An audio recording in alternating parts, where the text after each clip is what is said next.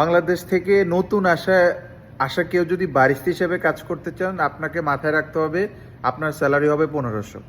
এর মধ্যে যদি ব্যক্তি মালিকানাধীন হয় তাহলে 1500 হয়।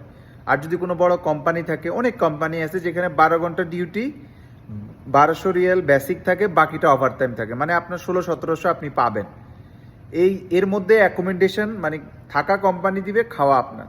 আর যদি ব্যক্তি মালিকানাধীন হয় তাহলে বেতন 1500 থাকে, 8 ঘন্টা ডিউটি থাকে, কোথাও কোথাও 10 ঘন্টা ডিউটি থাকে। কিন্তু বাংলাদেশে মানে আমাদের পাসপোর্ট যদি আমাদের বাংলাদেশি ন্যাশনালিটি হয় তাহলে আমাদের 1500-র বেশি জীবনও হবে না। আপনি কাজ পারেন, আপনি কাজ না পারেন, আপনার পাসপোর্টের মধ্যে নতুন, আপনি আসছেন নতুন, মানে আপনি নতুন, আপনি 1500। এবার আপনি যত ভালো কাজই পারেন সেটা দেখার বিষয়। আর আপনি যদি আগে এখানে থাকেন, কাজ করেন, তাহলে ভিন্ন হিসেব। যে আপনি কাজ পারেন, এখানকার অপারেশনটা বুঝেন কীভাবে, এখানকার কফি শপের ফ্লোটা কি, কীভাবে কাজ করে, তাহলে অন্য হিসেব। কিন্তু আপনি কিছুই জানেন না, আপনি এসে 1500 বেতন পাবেন। এখন দালাল আপনাকে যত যাই বলুক, ব্রেনে এটা সেট করে নেবেন আমার বেতন 1500, কোম্পানি বেদ করে যদি বড় কোম্পানি তাহলে আমার বেতন বেসিক থাকবে 1200, ওভারটাইম মিলিয়ে আমার 1700, কিন্তু 12 ঘন্টা ডিউটি।